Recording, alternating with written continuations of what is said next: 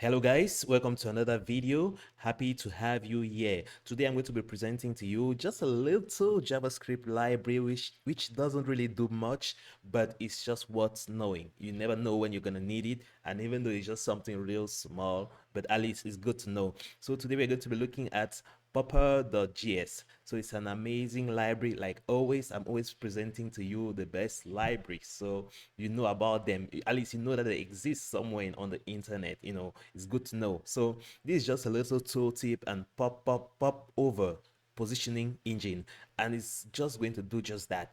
Like it helps you to put your pop-ups at different positions. So definitely this is already a feature that's integrated in most frameworks and all. You can put tips here, but they don't leave you customization options. You can't customize how the pop-up should look like that much. You can customize it somewhat, but it doesn't give that much customization. So this library is going to allow you to do a lot of customization when it comes to your pop-ups, your tooltips, and all of those. So it helps you to determine the placement.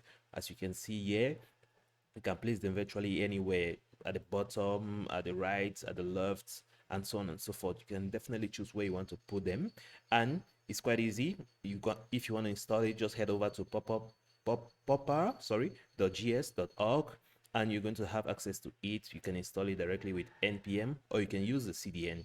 And so once you install it, it's just easy to use as well. You just set the tooltip, what should the text be, and how it should be positioned quite easily. So it allows you a lot of customization options as well, overflow prevention, and so on and so forth. You can even flip the tooltip in according to how the user scrolls and so on. So it's just a little library. It doesn't come with so much, but I just enjoy it. I like the creativity of it, and I like that it's something that exists somewhere out there. It's already used by a couple of people.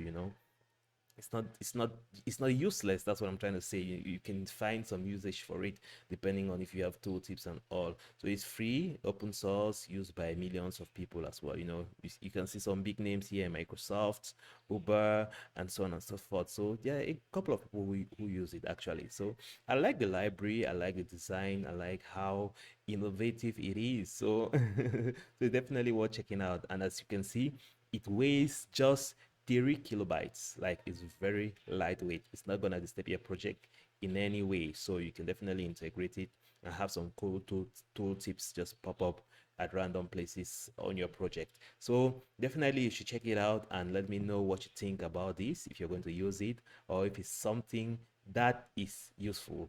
So that's just a quick presentation of this amazing JavaScript library. Just have it at the back of your mind. If you need any cool tool tips library, then just know that something like that exists somewhere on the internet. So I hope this is helpful. I hope you're going to make use of this library, and I definitely hope you enjoy the video. Catch you on the next one.